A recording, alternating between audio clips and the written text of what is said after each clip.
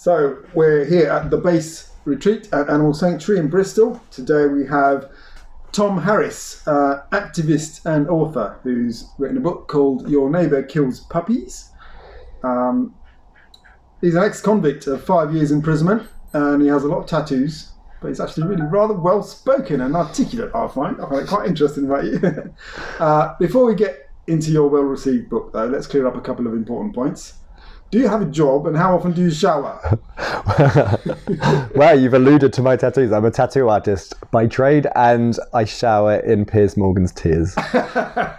Excellent. Good question there. Good answer there. Yeah, I like tattoos. Are you into punk? I'm very into punk, yes. That's good. I love punk too. I'm kind of new to the ethos of it. Okay. Yeah, I like the music.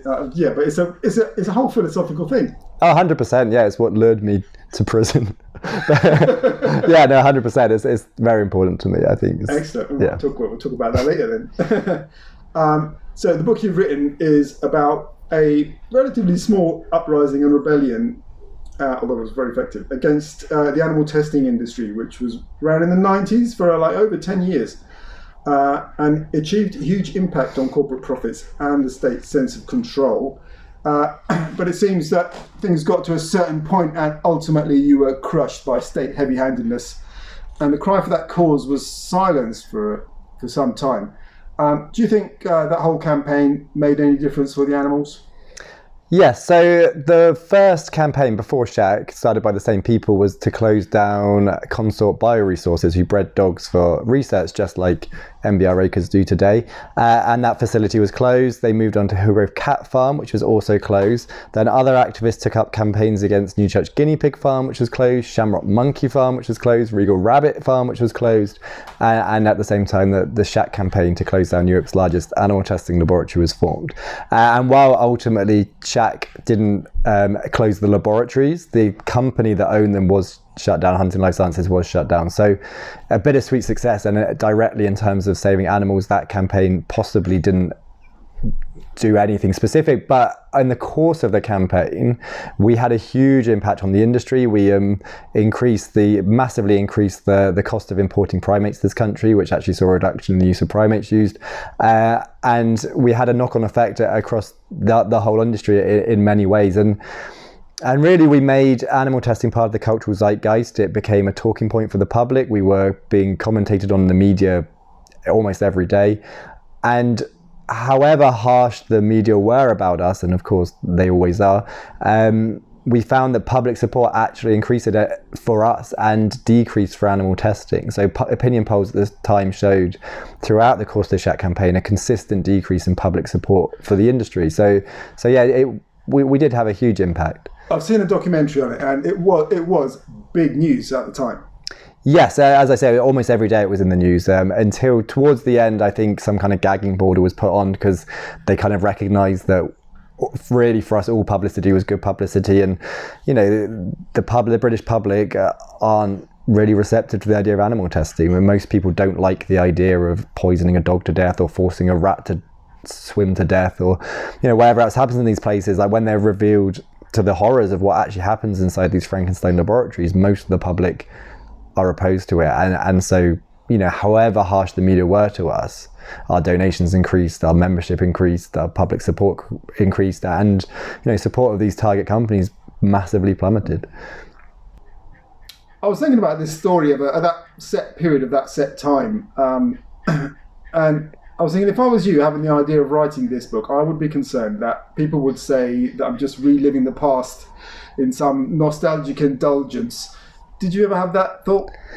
I mean, there was certainly a level of catharsis in expelling trauma, I think, through writing it. I think, but no, my main concerns of writing the book were firstly to record an accurate version of history, also to shed a spotlight on the actual victims and all this, the non-human animals tortured to death inside laboratories, and most people don't even know that's happening, even within the animal rights movement, and also to kind of draw, help inspire and pass on lessons to a new generation of activists, not just animal liberation activists, but human rights groups and environmentalists, to show what they could be risking, but also hopefully inspire them to show you how to build the resilience to kind of move through that.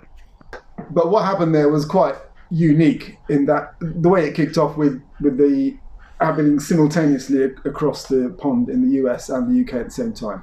Yeah, so the SHAC campaign was actually active on every inhabited continent on Earth, and it was really because we inspired each other, and it got to the point that, you know, you had activists in Russia taking direct actions against pharmaceutical companies, and you know, they would tell us that they didn't mind if they got arrested, but if they got caught by private security, they would end up in the river, and so that, you know, they were taking serious actions with serious consequences, you know, in parts of Russia, like to support a campaign against the laboratory in Britain. And I think really that just kind of, to understand that really goes to the heart of how dynamic, how inspirational this campaign was, and just this energy about it, and this inevitability of success. The fact that we were all in this, and we were going to have this huge victory to close down a multinational company was a huge thing. And yeah, so we had, you know, people in Mexico doing, you know, direct actions. We had people South Africa doing actions, and New Zealand and Australia, and across Latin America and North America, Canada. This is a truly global campaign, but all to close this laboratory that was headquartered in the UK and had one satellite office, or one satellite laboratory in North America. Wow! So they weren't campaigning to shut down activities in their own countries. They were gunning for the UK, for you guys in the UK. Exactly. So SHAC USA, they had a laboratory in New Jersey. So they obviously that was a big thing for them, but the way that the SHAC campaign worked was, a big part of it was we focused on secondary targeting. So we looked at companies that Huntingdon Life Sciences needed to operate, but they didn't need them. So their bankers, their insurers, customers, suppliers. And we convinced them to join our boycott. So that was great thinking. Was that new at the time? It was relatively new. So there had been groups. So there was the Rio Tinto campaign against mining, illegal mining, that had already started targeting shareholders and stuff, and so I'm sure some inspiration was drawn from that. Yeah. The road protest camps that were big at the time, they were also doing some secondary targeting. But I think the scale we went to with it, and the depth of understanding business, because really we took it that we were going to dismantle this business brick by brick, and so we researched, you know, we knew what market makers were and what the grey markets were, and all these things that were quite complex kind of business knowledge, and we used it against them. We used kind of capitalism against itself and fed it to itself, and it was remarkably effective. Sounds like there was some brains, or professional brains, on board. Was there? No, this was really just a ragtag group of activists that would come to it. We had so the founders of SHAC were Greg Avery, Natasha Avery, and Heather Nicholson, and they were clearly strategists, and Greg particularly was, I would say, probably a genius, and it was his kind of vision that people pull behind, and this idea, you know, he would be reading the Financial Times, he would be like phoning up people in the Securities Exchange Commission in America, or you know, the London Stock Exchange, and kind of asking them questions, and, you know, posing undercover as a banker and doing whatever he could to just know everything there was to know, not just about Huntingdon Life Sciences, but also how the insurance industry worked, how does the banking industry work, how does, you know, where do people get their stationery supplies, their toilet roll, like all of it. And, you know, I'm sure he knows more about business by the end of the campaign than most people who work in the city do. That's an amazing level of insight. And it was remarkably effective, and really it shows, you know, you don't need a background in this stuff to take it on. You just need this willingness to want to learn, to be determined to win. Like we were, well, like I say, we were fairly ragtag. We were quite an unlikely group of people to kind of come together and have this remarkable power. It was, as you said in the intro, that it was a small group of people relatively, and we had billionaires crying. We had politicians who couldn't sleep because of what we were doing, just because of we were getting so deep into it. And when we started out, obviously our intention, and throughout the course of it, was to close down this laboratory. But I think what we inadvertently did was create a blueprint that could close any company. And certainly that's something the government feared. And when this started, like, you know, spiraling out to environmental organizations replicating our tactics and our successes, human rights groups doing it, they really started to panic. And I know at one point the Financial Times said that we were succeeding where Karl Marx, the Baader-Meinhof gang, and the Red Brigades had failed. Right. Which is, yeah, quite high praise, and certainly not what we intended, but I'm sure none of us were that sad about it. But yeah, what we created was something remarkable and highly effective. And then the other half of it was we chose to make it personal. So we identified these secondary targets, but then we located the individuals within those targets who were signing the contracts and making the business decisions that were sending, in this instance, 500 animals a day to die inside Huntingdon Life Sciences. And, we were towing up outside their houses, outside their offices, inside their offices often, at their golf clubs or their, any events their company sponsored, even in their swimming pools, wherever we had to be to remind them that if these animals couldn't clock off at 5 p.m, then neither could they. That's really radical. So what do you say to people who say, well, there's a proper way of doing things? I agree. The effective way.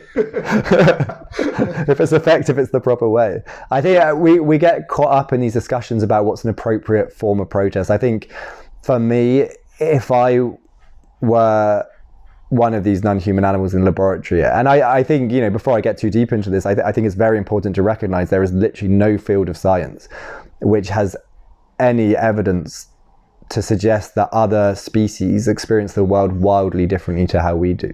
Like, biology doesn't show us that, evolutionary science doesn't show us that. In fact, quite the opposite, that our experiences are actually quite similar to how, and if anyone's ever lived with a dog or any other companion animal, you will see that they think and they feel, and they can get excited for things that are coming tomorrow. They're like sad about things that have happened today. Like they have the behaviorally, our pets that we know on that level are not any different from animals in laboratory. No, of course not. And they're not any different significantly to us. It's only kind of like generations of like ingrained religious dogma that teach us that animals exist for us. But science quite clearly, and if we're following the science, it quite clearly shows that our lived experience isn't wildly different from any other animal. And so taking that on board, if I was a dog, a rabbit, a mouse, a fish, a cat inside a laboratory, what would be the appropriate protest for me? And I feel, based on that, like nothing that anyone has ever done to try and save animals inside a laboratory is going too far. Like I know what I would want to happen, and if anything, we've always been very reserved and very lenient in our response. That was the way I saw it when I got involved with Camp Beagle, was that you should be acting from the animal's point of view. Which I think in turn is the best thing you can do for yourself as a human, or the human race can do in terms of humanity, is to do something for something outside of yourself. I think that compassion is like the next necessary evolution for humanity. Yeah, I think empathy should underline anything that all of us do, and I think there's certainly a lack of empathy in the world, and I think it's important that those of us who can do so apply it as liberally as possible and encourage others to do the same. Yeah, so at the bottom of it, that's what's motivating that campaign, or any animal activist, is that sense of compassion. There might be some elements of personal gain or glory or ego, that kind of thing, but you're not gonna get off your backside unless it's about the animals, really. No, 100%. And I think with the SHAC campaign, there actually wasn't very much ego. I think there was obviously personality clashes and ego clashes and all the rest of it, but I don't think there was particularly anyone kind of seeking the limelight through it. Quite the opposite, really. And yeah, I think seeing it from that perspective, and it's something I really wanted to get across in my book, was when we were reported on at the time in the media, it was obviously very much this kind of, it's part of a much wider campaign to kind of dehumanize us and kind of paint us as the bad guys. But actually, what I wanted to show in the book is how we felt about this. None of us, we weren't acting in a vacuum. We weren't doing this stuff because we wanted to like run into people's offices with megaphones.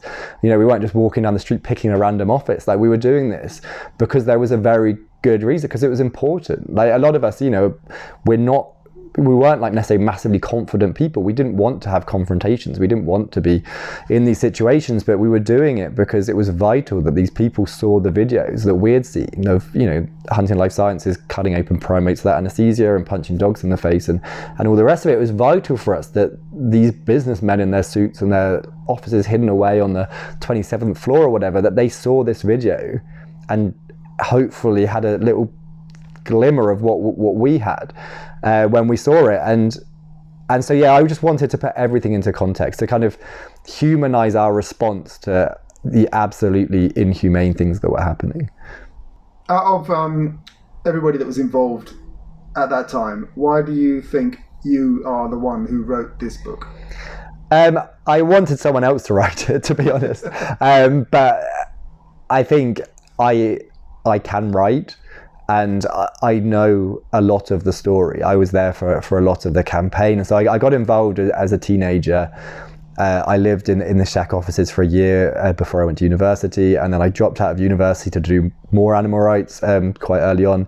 And then when the roundup, the elimination of our movement began, my partner Nicola and I and some friends found ourselves in a position where we either had to watch this campaign that we and others had given everything to, or watch it kind of wither and die, or stand up and take it on, even though it increasingly became obvious that came with some almost inevitable and serious consequences. And so we helped coordinate the campaign for several years as well. So I have quite a solid oversight anyway. I know most of the people that were heavily active, at least in certain countries, and I seem to be the only person willing to do it. A lot of people just, through trauma or lack of confidence or disinterested, didn't want to preserve this history. But for me, it was vital that it got preserved and these lessons learned and inspiration passed on to another generation.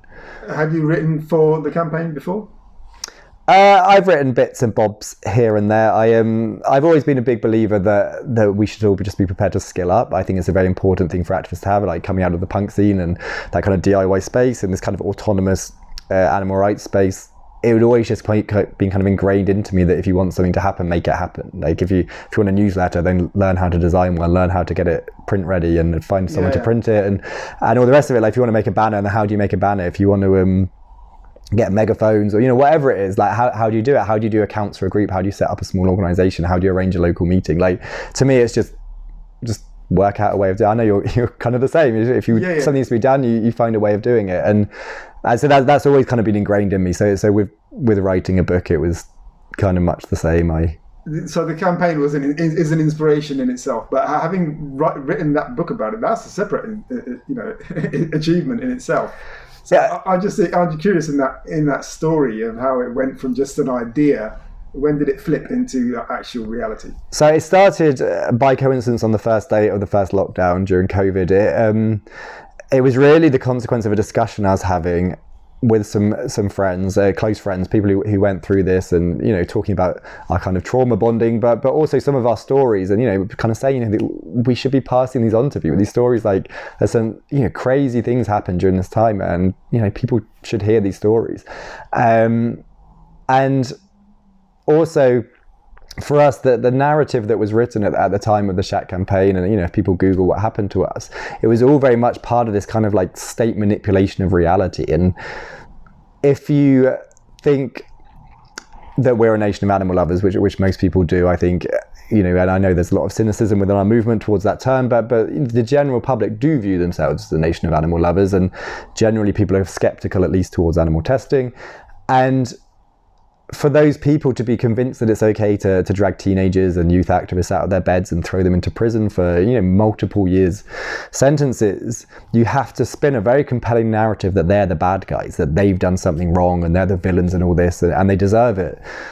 And so that's exactly what they did. They took these actions that most of all of us had no idea in advance of what was happening. Like in many cases, we certainly we didn't plan them, we didn't take part in them. In many cases, they didn't even happen. But they used these actions to paint us as villains and bad guys and all this, and smear the entire campaign, but smear us personally. And something I was saying to you earlier is when we were arrested, the police had a press conference. And a pre-arranged press conference, and they were telling the press, we were being interviewed for bombings and arson attacks and all these crazy actions.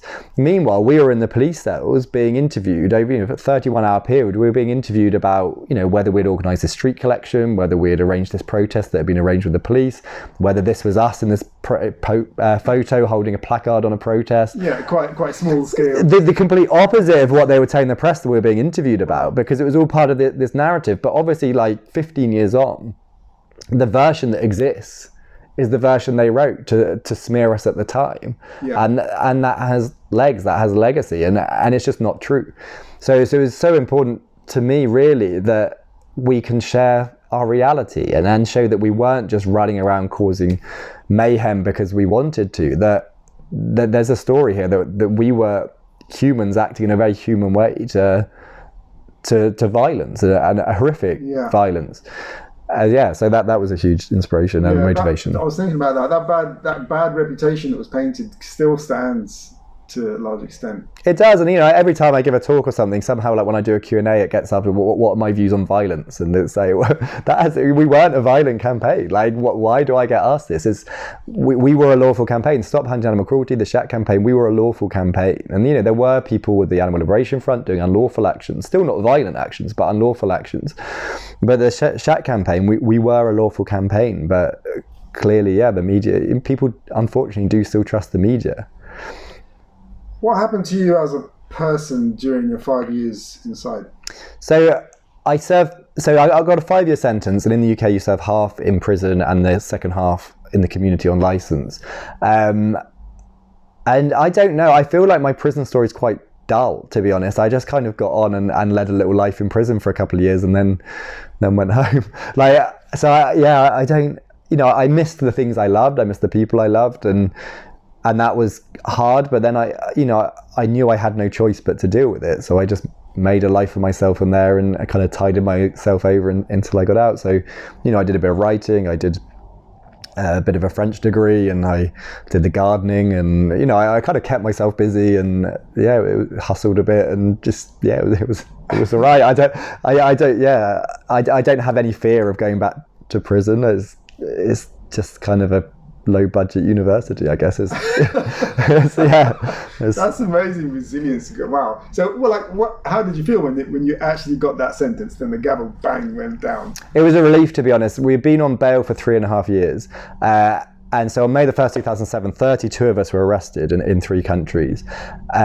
Greg, Heather, and Tasha, the founders of SHAC, were remanded to prison for blackmail, and my partner Nicola and I and some friends, we kind of reluctantly made the decision that we were going to have to keep running this campaign. People had thrown years of their life into this. It was like, there's a guy in America that's still on the run to this day for actions he took to close down Huntingdon Life Sciences. And so we felt people had thrown so much of this that, we got so close to winning this, for the animals we were fighting for, we had to win it. And honestly, and I hope this comes across in the book, like every day we woke up kind of thinking, today could be the day we close this.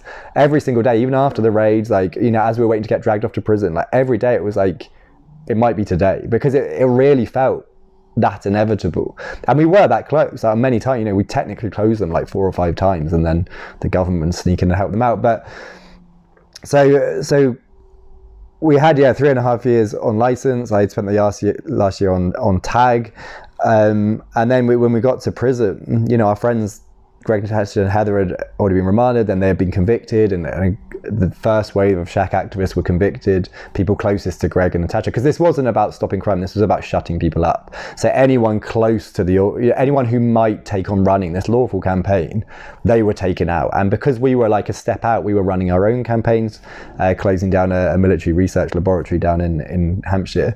Because we were focused on that, we weren't charged initially, and so we were on police bail waiting to be charged, and so we took over running it knowing that we'd probably end up in prison at some point. And so that eventually happened, and we saw Greg, Natasha, and Heather sentenced between 9 and 11 years for running I'm not in contact, unfortunately, with Greg and Natasha at the moment, but Heather, I know she still fully believes that it was a lawful campaign, and what she did was lawful, and she got an 11-year prison sentence. And so seeing that, and seeing people like Jera, who was a teenager when she was arrested, who'd only been involved in the movement for 6 months, seeing her get 4 years, like, we feared the worst. And so when I was given the sentence, my solicitors had told me to kind of prepare for more, and Nicola certainly was expecting a lot more than she got. So it was a relief, is the very long answer. That's amazing. An injustice, but a relief. Yeah. So did I hear right? Are you challenging your sentencing or your? Yeah, so we do want to appeal our convictions. I'm not sure how much I can say about the new evidence we got, but we do have significant new evidence that demonstrates, at the very least, a significant failure to disclose information to us and to our defence. By the police. By the CPS and the police, yeah. And so yeah, so really our conviction should be overturned, but obviously life isn't that easy. But hopefully we're on the path to securing that. Space to watch. Yeah. Have you heard of the Entangled Activist? I have not. I was one, but I have not heard of it. No. It's an interesting little book that kind of disturbed me, my whole process. It kind of like dismantled me, as I thought I was, starting to do things for animal rights, getting involved in activism and that sort of thing. But this book was about what motivates you personally to get into that in the first place, and how much of what you're doing on a daily basis is actually about your own thing going on rather than about the animals. Obviously people have their own motivations for doing everything, but this brought your own attention to it, because it's quite easy to just keep your eyes forward looking at your goal or what you think you're doing, but this book makes you kind of look at why you in particular are doing what you're doing in that particular way. Are you aware of any of that dynamic going on in yourself? So I think something that a lot of people overlook when we talk about why aren't more people coming on protests, why aren't more people activists specifically, is people kind of forget where their journey led them. Like, most of us don't wake up one day with a balaclava on and bolt cutters in our hands. There's a path to ending up wherever we end up, and I think it's important. I think something all of us should do more is talk to each other about what our route to entry was for the movement, and then seeing how we can then kind of see if there's any patterns and ways that we can then kind of extrapolate that out to draw more people in. So that's an important thing. I think in terms of, obviously we're all kind of guided by and victims of our own kind of environment and things, and what we think will be effective activism is often kind of determined by what people around us are doing and what we've seen and what we've witnessed, and or what people we think might be doing wrong, maybe even. But I think it's very important for everyone to acknowledge that no one has all the answers. Like, there's a lot of people kind of selling that they have the answer to various problems, and we should definitely listen to what other people are saying. We should listen to people's ideas, but at the end of the day, it's up to us to decide what we feel will be most effective. But at the same time, kind of acknowledge that the person next to us might come to a different conclusion, and they might not be wrong. And so to kind of support and celebrate each other and kind of pull together, even if we're all on different paths, that's fine, as long as we're all headed in the same direction. Yeah. Because there's never been a guidebook. I don't think there ever will be a science or some structure to this. No, I mean, there is there's groups like Animal Think Tank that do a lot of work kind of studying exactly that and seeing where the correlations are, and what causes mass movements, and kind of maybe how you can kind of exacerbate that.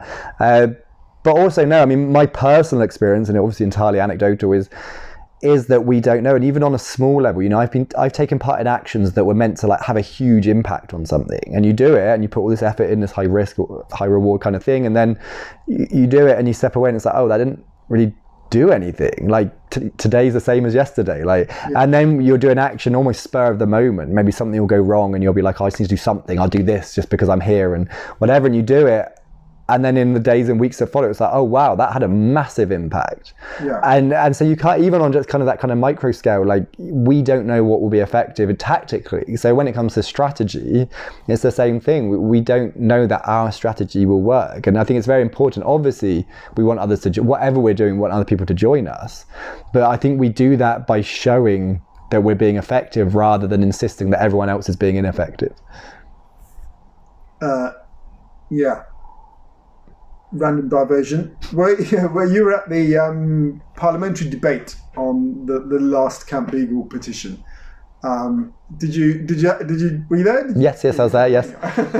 And I was in the overflow room. I couldn't get in. So it was a much different response from the previous debate, which was like a year before or whatever. What do you make of that?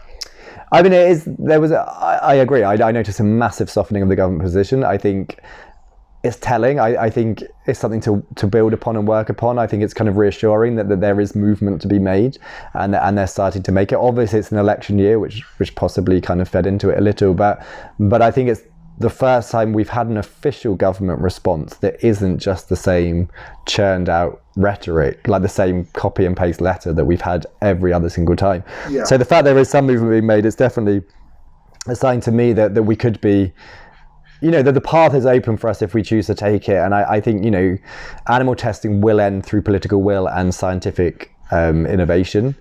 And so I think it's very important to keep a focus on those areas. I think it's also worth remembering that with scientific innovation, that means we have to wait for non-animal models to be developed and validated, which is a very long process. While we wait for non-animal models to be developed and go through the validation process, like 3 million animals a year are dying in horrific experiments, like beyond our worst nightmares, really, inside these Frankenstein laboratories across the UK and then across the world.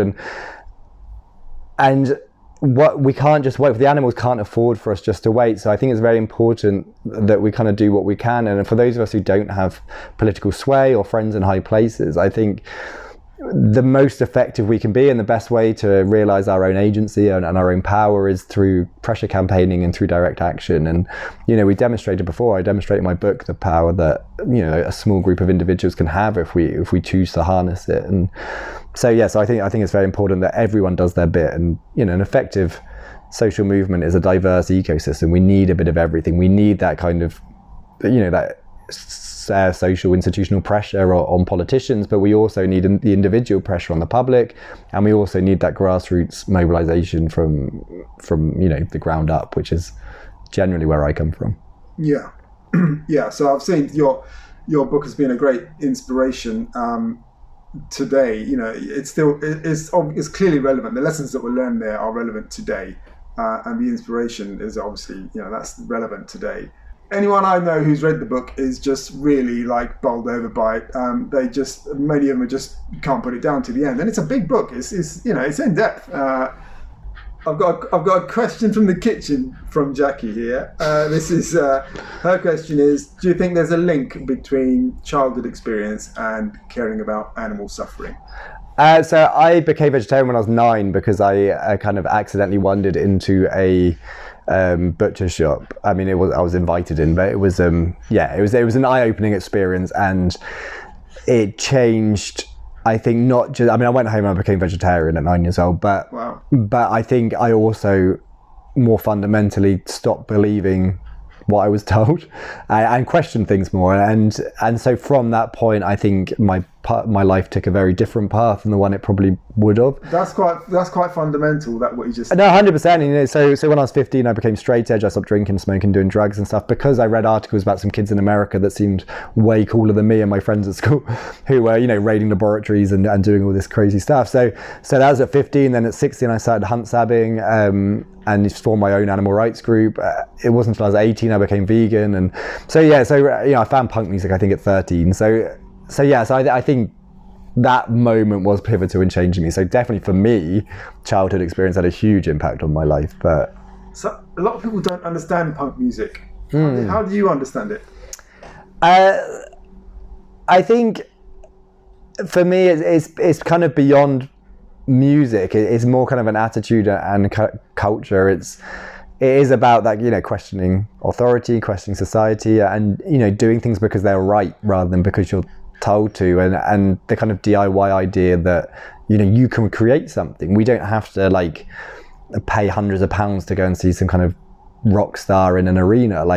We can put on a little show in our own town and charge a tin of baked beans for the homeless as entry, and that kind of attitude that we run this, we can control this, and these spaces are kind of microcosms of a much better society. They're places you can kind of you go and they look like possibly quite violent, rowdy places when you're in a punk show, but it's this kind of cathartic release that everyone's doing it together, and someone falls, you pick them up, and it's a beautiful thing to me. And it really kind of goes to the heart, I think, of my ethos that we should all be in this together, and we should all be kind of ploughing in one direction. Also, I think it's quite possibly the soundtrack to ADHD, which is probably why I like it. it's a really novel space for me, because I've walked into a lot of pubs in my time, and like the most welcome I've felt is when I've walked into a pub in Easton and there was a punk gig going on, which is actually why I was there. But and it was just such a nice warmth. Like it was just welcoming. That's all I can say. Everyone was just cool with each other. And people were moshing in front of the band, and occasionally someone would fall out of the mosh and, you know, bump into someone and spill their pint, and they'd just get pushed back in, and it's just like, you know, it was just so cool. No, it is, and I think it's one of the things when you walk into those spaces, you either get it or you don't, and I think if you get it, you get it. Like, you really get it, and it kind of, yeah, because it isn't just like flailing around to terrible music. Like, it is this kind of culture and this attitude that just kind of, I think, makes sense to the people it makes sense to. Yeah. What relevance does the book you've written have for today?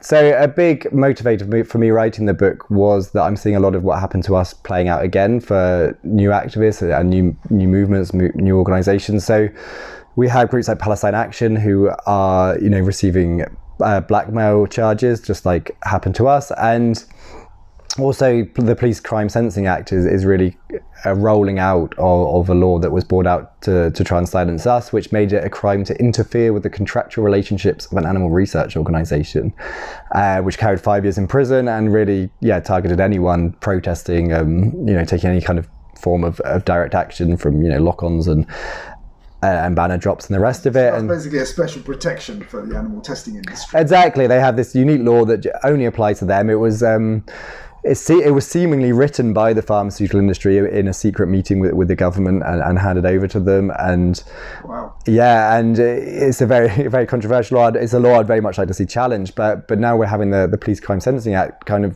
really expanding that to all protests, and possibly making the animal rights law kind of irrelevant because now it's all kind of in this catch-all thing. And I think it's just very important for people to recognise, the potential of their own success, like what that can bring in terms of repression from the state. And it's obviously something we went through, and so I want to kind of help educate people on that, but also inspire them and maybe help build some of that resilience that is needed to get through that. And so that kind of community building and cross movement community building that is essential to kind of weather through these things, and and to see what we did when these laws were brought out. How did we kind of get around them, and how did we work with them, and all the rest of it. This issue obviously is going on in a lot of countries around the world. How and there are different campaign groups around the world. How important do you think it is for those groups to kind of unite and collaborate? I think it's essential.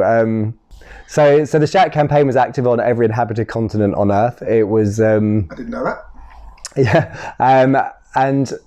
So, Huntingdon Life Sciences themselves, they had laboratories in the UK and North America, but then you had, kids in Russia that were taking direct action against pharmaceutical companies across Russia. And, they were telling us that they didn't mind getting arrested, but if they got caught by security, they'd end up dead in a river somewhere. And so these were huge, high risk actions they were taking in support of a campaign like thousands of miles away in the UK against a laboratory thousands of miles away in the UK. And really, that's just kind of testament, I think, to this energy that the campaign had, and this kind of inevitability that it would win, and also this understanding that when we won, and it was, it always felt like a case of when we won, not if we won, what that would mean for the industry worldwide. Like, this was huge, and it almost became, the reason the campaign dragged on so long was it became this thing where they would not close and we would not stop. And then it just became a matter of who would blink first, and no one blinked, so I guess we kind of had our eyes shot out. And so, I think those kind of international collaboration is important. And the way the animal rights movement was structured at the time, we had, in the UK, we had these local groups. Every town or city pretty much had their own local group focused on local issues and local campaigns. And then they would kind of join the big national campaigns, either the national animal rights groups or the big grassroots organisations like SHAC.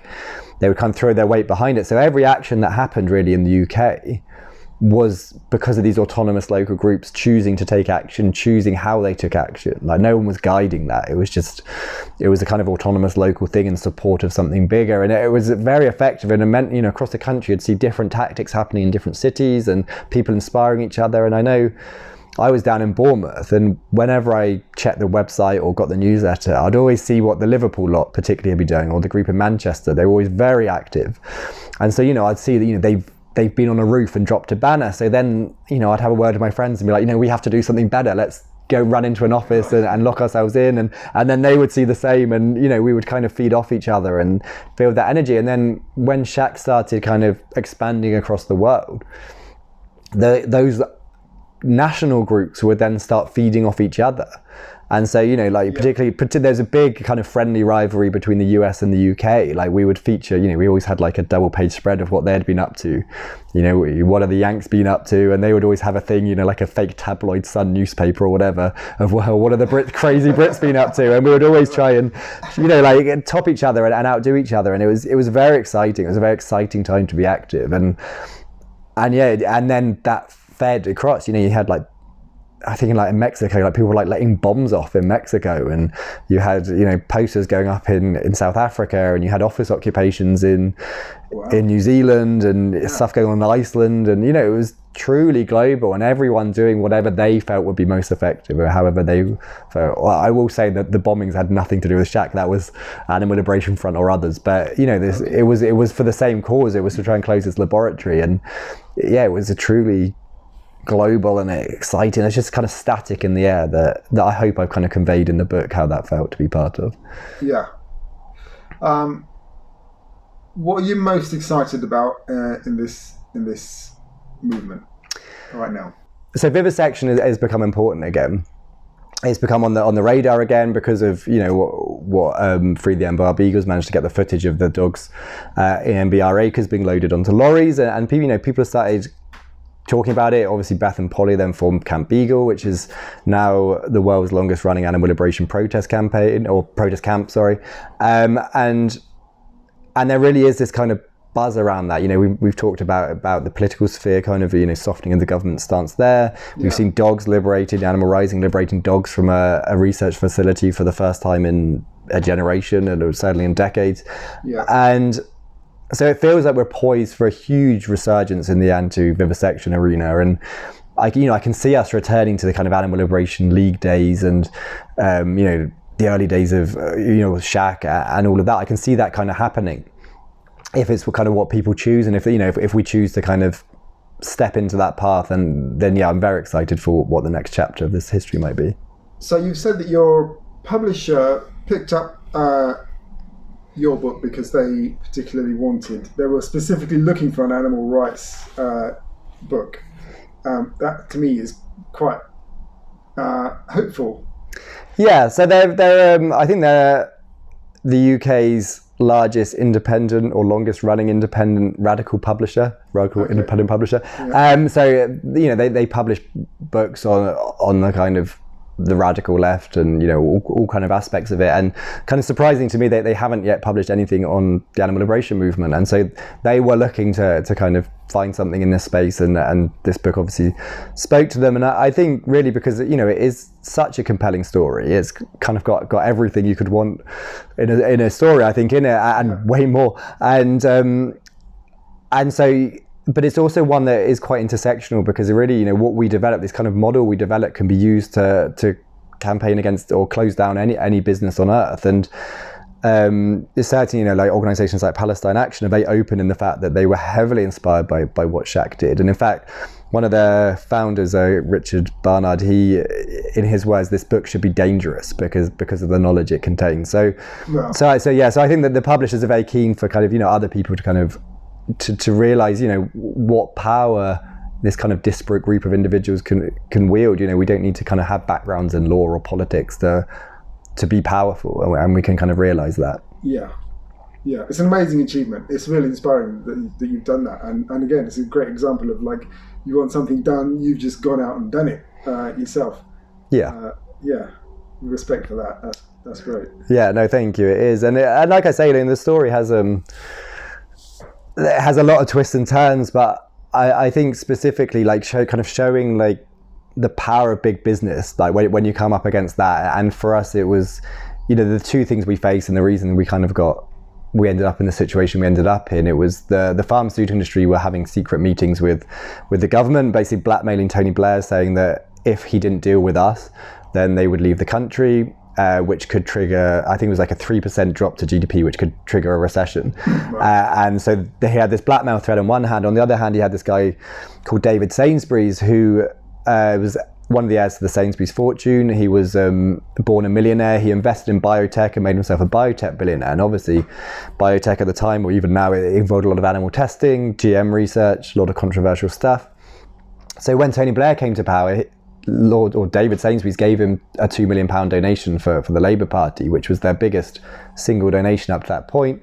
Within a few months, according to Mr. Sainsbury, it was completely by coincidence he was given a seat in the House of Lords and made Lord Sainsbury. Within a year, he was appointed Minister for Science, completely unelected, but now wielding the most power anyone could around the field of science in this country. And obviously that's clearly documented. What happened there with Sainsbury. Yeah. And that's a clear example of him buying power, literally. 100%. I mean, he adamantly denies it. He says it was a complete coincidence, that he didn't, it wasn't a cash for honours thing. But it is worth noting that he did retire from his position when the police started investigating cash for honours, which again, complete coincidence if you ask him. So who knows the truth? But yeah, so he very much wielded that power, and because he increased the profits for the companies he's connected to, but he also set out to eliminate his opposition, which was clearly us. And so, a lot of the new laws that got brought out were directly because of him. We got banned from doing home demonstrations, which used to obviously be very effective. We got banned from protesting inside offices, which used to be very effective. And then the SOCPA law, the interfering with the bloody blah blah law. But he also is the reason that Huntingdon Life Sciences were given banking through the Bank of England. They were given insurance through the Department of Trade and Industry, which has never happened for any other company before or since. And it meant that when in America, Huntingdon's American laboratory, when the ALF broke in and liberated dogs from that laboratory, it meant the British taxpayer was liable to pay their insurance bill. Oh, right. So yeah, so it's absolutely absurd, and it's never been done for any company before or since. Like many of us, and all have been told to jog on because they don't do that, but in this case they were willing to, because Lord Sainsbury's had the position and the power to do so. Yeah. So is there anything that's particularly disheartening in what you see going on? I think the only thing that I'm really disheartened by at the moment, and there is an inevitability around it, and I think it's something that's always existed, but I think with social media it becomes worse when people spend more time critiquing one another than critiquing our enemies. And I think that there's certain instances where it's entirely valid to call people out if people are being hateful and problematic, but generally I kind of think we can achieve a lot more if we accept that we're not all going to agree, that we don't all have to be doing the same thing, and that we might not think other people are being effective or doing things the right way, and that's absolutely fine, but we should respect them to get on with it. Even if we don't like them, we don't have to like each other to work together. We don't even need to work together. We just need to each of us be doing what we think is best, and kind of ideally showing the world why that's true, why what we're doing is effective, why what we're doing will win. Because if what we're doing will win, then it should win, and then people will be inspired by us and replicate what we're doing and join us, or maybe continue doing things their own way, and that's fine too. Yeah, I think that's what that book, The Entangled Activist, was about for me anyway. To be aware of you're only human. You will have a personal agenda to some measure. Just to be aware of that. And to be aware of how much of what you're doing is genuinely for the cause. Exactly. And no one thing has ever won a social movement. No one strategy, no one idea, no one tactic, ever. There's always been this kind of diversity. We need a diverse ecosystem to be effective. Yeah, it's like a hive mind. But beyond that, you need people that are focused on the political side of things, and doing top-down system change. You need people that are doing individual change, convincing people of our cause, and we also need this kind of grassroots mobilization. You need all of that, and even within each of them, there will be different people doing different things and trying different approaches, and that's great. We need more of everything, not less of anything. Yeah, I agree. But yeah, what's the most important effect you wanted from doing this book? What was the primary reason for doing it? So I wanted people to know more about what happens in laboratories, and I've tried to be careful not to kind of cram it down people's throat with it. A lot of people have told me they were kind of reticent to read the book because it will make them sad, and that's absolutely something I kind of wanted to avoid. I don't want this just to be a kind of self-indulgent tear fest. I mean, I don't want people to kind of not read it because they're scared of what might be in it, when actually it does, there are a few experiments, kind of enough to kind of give the idea of why we were doing this, why this is important, and to show what it's like inside a laboratory on a day-to-day basis. But this book is about the campaign, and so, it's very accessible. It has like the whole range of emotions. There's definitely things that are exciting, there's things that are funny, there's things that are sad and things that are happy. Like there's everything in there.